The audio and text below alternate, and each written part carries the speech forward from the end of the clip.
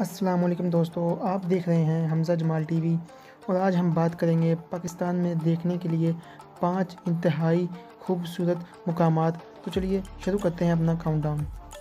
Number 1 پر ہے سکردو۔ سکردو پاکستان کی خوبصورت جگہوں میں سے ایک جگہ ہے۔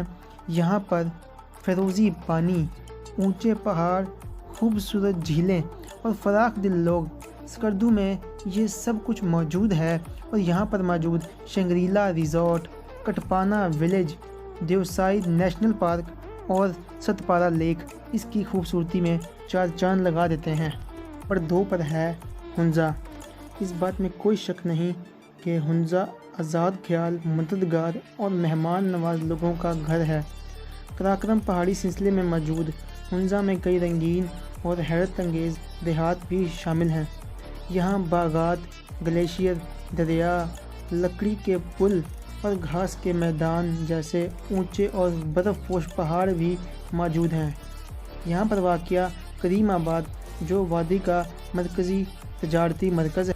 نمبر 3 پر ہے گوجل ویلی۔ شہر قراقرم پر ہنزا کے شمال میں 20 کلومیٹر کی دوری پر جائیں اور آپ خود کو گوجل ویلی کی خوبصورت وادی میں پائیں گے۔ یہاں پر بہت سی خوبصورت جھیلیں، گلیشیئرز اور قدرتی دیہات بھی شامل ہیں۔ دیگر سیاحتی مقامات میں حسینی سسپینشن برج، بورت لیک، گلکن گلیشیئر، بٹورا گلیشیئر اور کھنجراب نیشنل پارک بھی شامل ہیں۔ نلتر ویلی، گلگت۔ گلگت شہر سے قراقرم ہائی وے پر تقریباً 1 گھنٹے اور 40 منٹ کی مسافت پر آپ کو نلتر ویلی مل جائے گی۔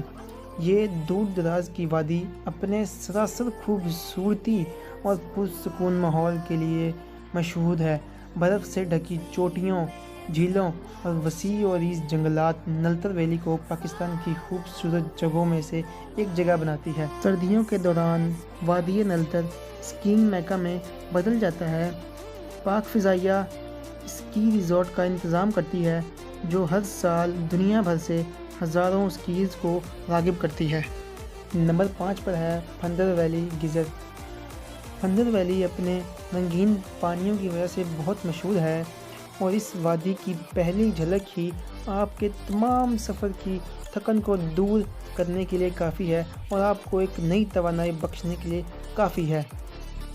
پھندر ویلی ماہی گیری، کیمپنگ، تیراکی اور پیدل چلنے والوں کے لیے ایک آئیڈیل جگہ ہے۔ موسم گرما میں یہاں کا موسم زیادہ تر خوشگوار ہی ہوتا ہے جو وادی میں آنے کا بہترین وقت ہے۔ وادی کی عوام دوست اور مددگار ہے۔ وادی میں کافی تعداد میں ہوٹل بھی موجود ہیں۔ اگر آپ کو ویڈیو پسند آئی ہے تو ویڈیو کو لائک ضرور کیجیے گا، کیونکہ دوستوں ایک ویڈیو کو بنانے میں بہت وقت لگتا ہے اور آپ کے ایک لائک سے میری بہت حوصلہ افزائی ہوتی ہے۔ اگر آپ نے میرا چینل سبسکرائب نہیں کیا تو سبسکرائب کر لیں۔ ملتے ہیں اگلی ویڈیو میں، تب تک کے لیے اپنا خیال رکھیے گا۔ اللہ حافظ۔